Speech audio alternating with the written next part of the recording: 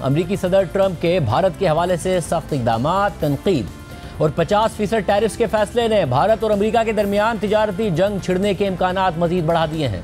अमरीकी टैरिफ्स के अभी से भारतीय मईशत पर असरात पड़ना भी शुरू हो गए हैं और अब खबरों के मुताबिक खुद भारत ने भी अमरीकी दिफाई साजो सामान की खरीदारी के अहम मंसूबे पर अमल दरामद रोक दिया है, जबकि मारूफ अमरीकी कंपनियों ने भारतीय मसनूआत की खरीदारी रोक दी है।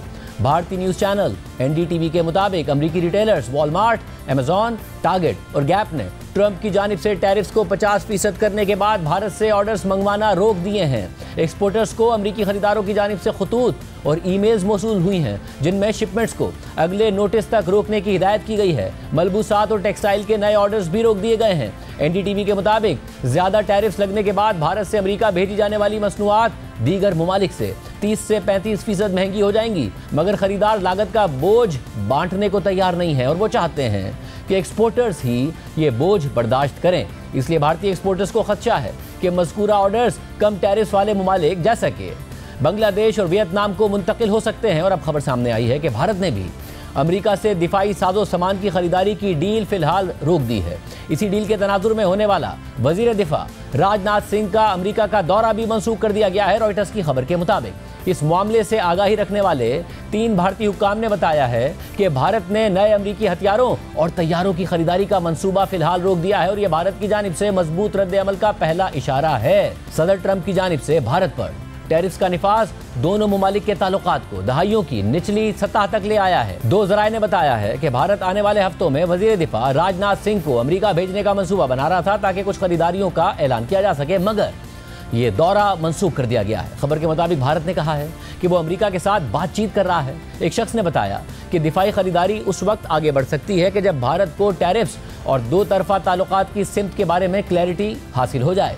एक और एहलकार ने बताया कि अमरीका से दिफाई अशिया की खरीदारी को रोकने के लिए कोई तहरीरी हिदायत जारी नहीं की गई है, जो इस बात की तरफ इशारा हो सकता है कि भारत के पास जल्द फैसला बदलने का ऑप्शन मौजूद है। ताहम फिलहाल कोई मस्बत पेशरफ नहीं हो रही है। खबर के मुताबिक भारत की वजारत दिफा और पेंटागन ने रॉयटर्स के सवालात का जवाब नहीं दिया। रॉयटर्स पहली बार रिपोर्ट कर रहा है कि अमरीका की कंपनियों से स्ट्राइकर कॉम्बैट व्हीकल्स और जेवलिन एंटी टैंक मिसाइल्स की भारत की जानिब से खरीदारी पर बातचीत फिलहाल रोक दी गई है। ट्रंप और भारतीय वजीर आजम नरेंद्र मोदी ने फरवरी में इन अशिया की प्रोक्योरमेंट और मुश्तरका तैयारी के मंसूबों का ऐलान किया था। 2 अफराद ने बताया कि राजनाथ सिंह के मंसूख होने वाले दौरे में वो भारतीय नेवी के लिए 6 बोइंग तैयारे और सपोर्ट सिस्टम्स की खरीदारी का ऐलान करने जा रहे थे। हुक्काम के मुताबिक $3.6 अरब के मुजवजा मुआहदे के तहत तैयारों की खरीदारी पर बातचीत आखिरी मराहिल में थी। खबर में मजीद लिखा है कि 2 दीगर भारतीय ज़राए के मुताबिक अगर भारत को रूस जैसी कीमतें मिलती हैं तो वो अब भी रूस से तेल की दरामदाद में कमी करने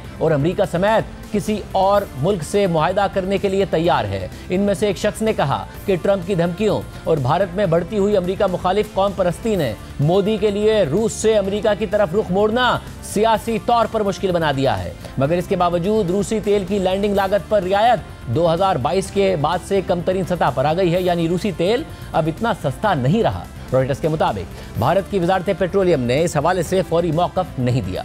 भारत के हवाले से अमरीकी सदर ट्रंप के सख्त रवैये पर बैनुल अक़वामी मीडिया में तेज़ी से तफसीलात सामने आ रही हैं और आज ब्लूमबर्ग ने इंकिशाफ किया है कि 17 जून को वज़ीर आज़म मोदी और सदर ट्रंप के दरमियान एक फ़ोन कॉल हुई थी और यही फ़ोन कॉल अमरीका और भारत के दरमियान हालिया कशीदगी को बढ़ाने वाला टर्निंग पॉइंट बनी, जिसके बाद ट्रंप अवामी तौर पर भारत को निशाना बनाने लगे। ब्लूमबर्ग की खबर के मुताबिक जब अमरीकी सदर ट्रंप मुसलसल ये बताते रहे कि उन्होंने एक एटमी जंग रुकवाई है, तो भारतीय सिफारतकारों ने खुलकर उनके बयान करदा वाक़यात की तरदीद करना शुरू कर दी और फिर यह कशीदगी 17 जून को ट्रंप और मोदी के दरमियान फ़ोन कॉल के दौरान अपने उरूज पर पहुंच गई। ये फ़ोन कॉल उस वक्त हुई थी जब सदर ट्रंप कनाडा में G7 के इजलास से जल्दी वापस चले गए थे और भारतीय वजीर आजम मोदी से मुलाकात नहीं कर सके थे। ताहम इसके बाद फ़ोन कॉल पर होने वाली 35 मिनट की गुफ्तगू हुई।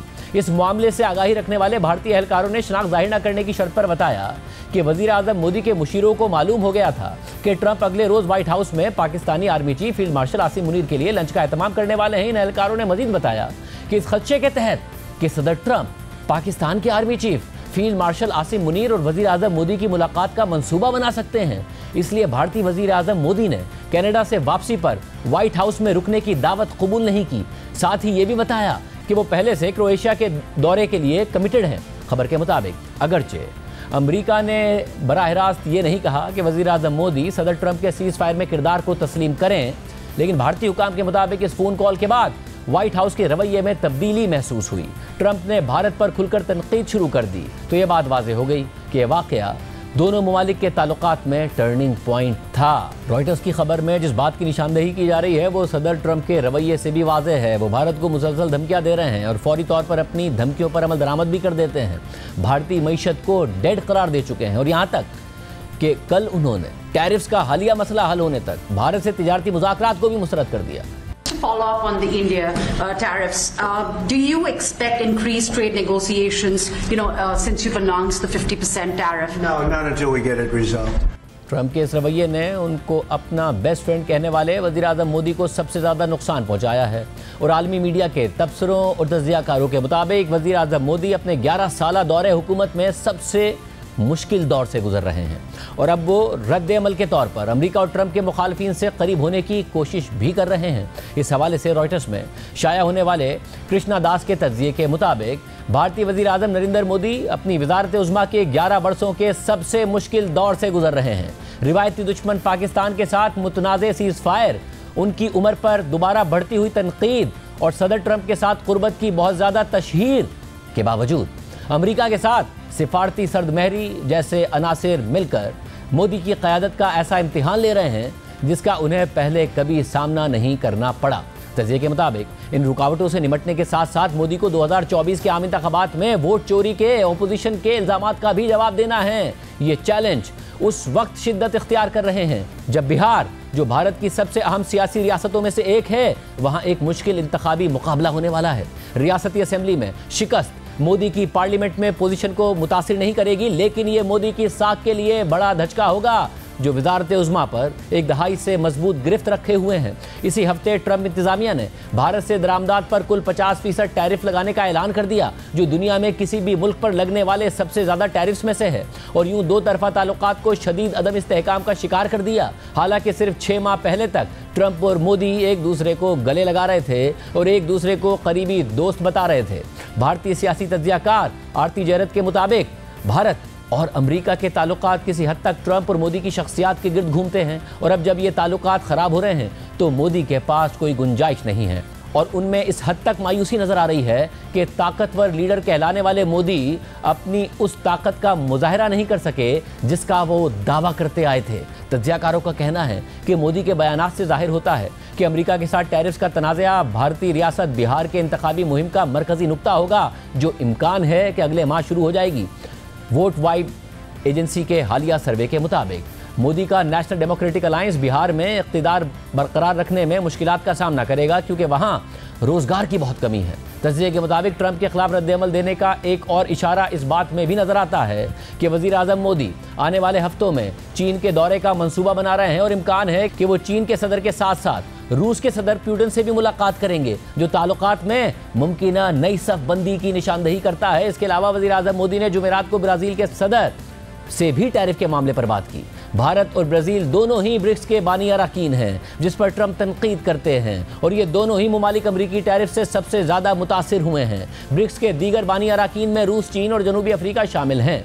और फिर आज खुद वज़ीर आज़म मोदी ने एक्स पोस्ट में बताया कि उनकी रूसी सदर पुतिन से तफसीली टेलीफोनिक गुफ्तगू हुई है और उन्होंने इस बात की तस्दीक कर दी कि रूसी सदर रवा साल भारत का दौरा करेंगे। इसी तरह कुछ अर्सा पहले तक मोदी हुकूमत अमेरिका के करीब रहने के लिए पाकिस्तान के साथ साथ चीन को भी अपना दुश्मन करार देती थी, चीन की शदीद मुखालफत करती थी और अब यही मोदी हुकूमत अमेरिका को काउंटर करने के लिए उसी चीन के करीब हो रही है। आम बात यह भी है कि ट्रंप ब्रिक्स इत्तेहाद को अमरीकी मईशत और डॉलर के लिए खतरा करार देते रहे हैं, लेकिन ट्रंप ने इस इत्तेहाद में शामिल भारत और ब्राज़ील पर तो 50% भारी टैरिफ लगा दिए हैं, लेकिन चीन के हवाले से ट्रंप का रवैया अभी भी नरम है।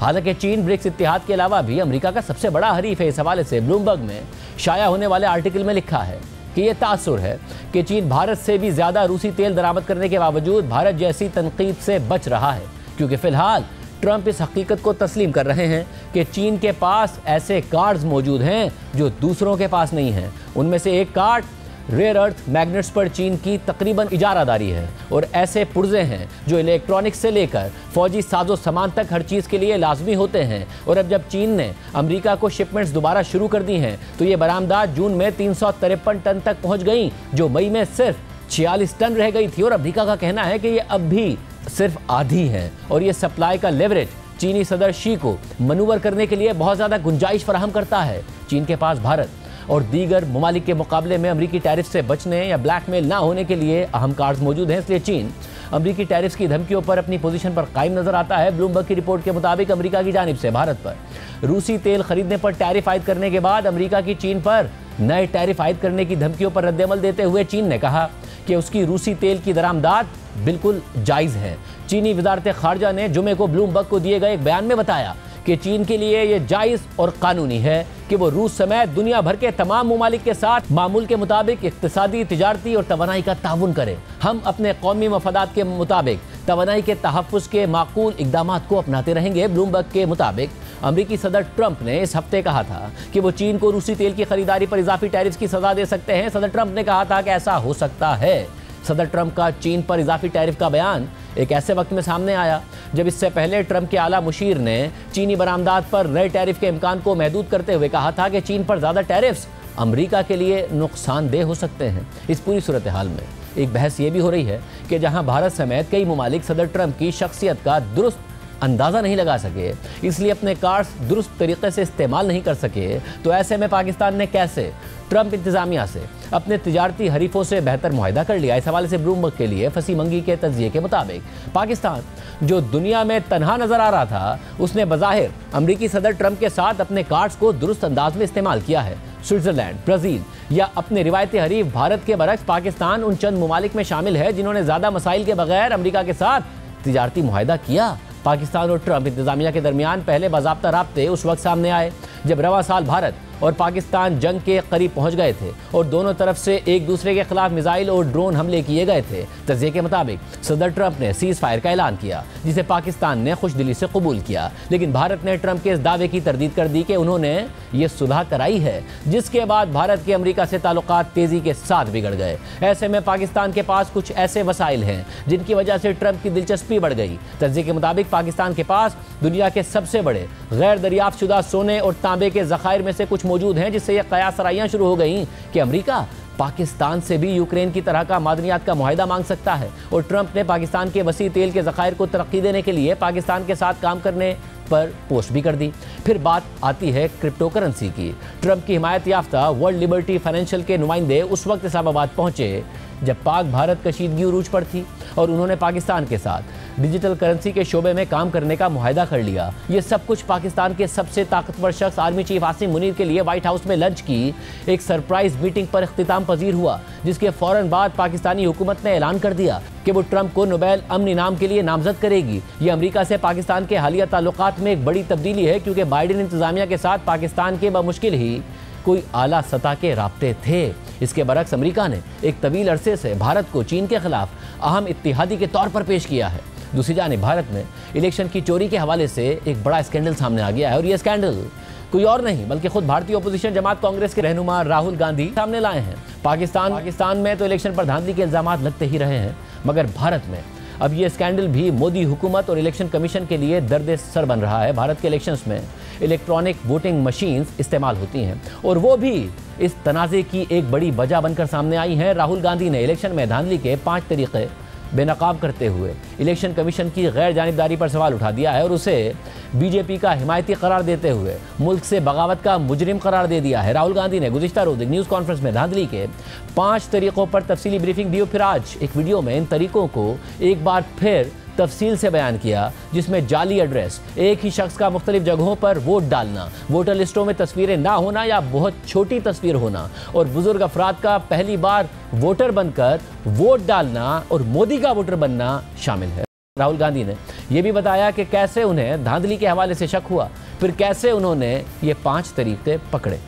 इसके बाद राहुल गांधी ने धांधली और वोट चोरी के 5 तरीकों को तफसील से बयान किया। राहुल गांधी ने भारतीय इलेक्शन कमीशन को मुखातिब करके कहा कि ये मुल्क के खिलाफ बगावत है, टाइम आएगा, हम आपको पकड़ेंगे, आप बचने वाले नहीं हो। भारत में राहुल गांधी के इन इंकिशाफात के बाद सियासी तूफान बर्पा हो गया है, मगर बीजेपी और गोदी मीडिया इस मामले को दबाने की कोशिश कर रहे हैं, जबकि भारतीय इलेक्शन कमीशन ने उल्टा राहुल गांधी से ही मुतालबा कर दिया है कि वो अपने इन इल्जामात से मुताल्लिक हल्फिया बयान दें, जिस पर राहुल गांधी की बहन और कांग्रेस की रहनुमा प्रियंका गांधी ने कहा है कि अगर इलेक्शन कमीशन से नादानिस्ता गलती भी हुई है तो तहकीकात क्यों नहीं कर रहे हैं, हल्फिया बयान क्यों मांग रहे हैं। अगर आप टीचर के पास नकल होने की शिकायत लेकर जाएं तो क्या टीचर आपको ही थप्पड़ मारेगा। एफिडेविट क्यों चाह रहे हैं? तो इतना बड़ा खुलासा किया है, अगर ये सब है, मान लो अगर अनइंटेंशनल गलती है तो आप उसको इन्वेस्टिगेट करिए। आप वोटर लिस्ट दे क्यों नहीं रहे हैं, आप इन्वेस्टिगेट कर क्यों नहीं रहे हैं? उसके बजाय आप कह रहे हैं कि एफिडेविट साइन करके दो। इससे बड़ा ओथ क्या है जो हम सदन में लेते हैं? विधानसभा का चुनाव और उसमें 1 लाख आपने फर्जी वोट डाल दिए, तो जहां आप वोट, जहां जो जीते आप कहेंगे वही जीतेगा। जिस तरह से बीजेपी और बाकी नेताओं, इनके नेताओं का और जवाब आ रहे हैं, उससे स्पष्ट है भाई, अगर कोई कह रहा है कि गड़बड़ है किसी भी चीज में, आप टीचर के पास जाओ, बोलो मैम चीटिंग हो रही है, तो टीचर क्या कहेगी? थप्पड़ मारेगी तुम्हें कि बोलेगी कि मैं चीटिंग चेक करती हूँ कि क्या हो रहा है। उनको गाली दे रहे हैं और कहते हैं कि एफिडेविट साइन करो। ये क्या बात है? अगर आप खुद नहीं कर रहे हो तो उसको इन्वेस्टिगेट करो। राहुल गांधी ने इल्जामात लगाए और फिर भारतीय मीडिया हाउस इंडिया टुडे के मुताबिक उन्होंने ग्राउंड चेक किया है, जिसके मुताबिक बेंगलोर में 10 स्क्वायर फीट के एक घर में 80 वोटर्स रजिस्टर्ड पाए गए। ये इल्जामात नरेंद्र मोदी के लिए मसला बन रहे हैं।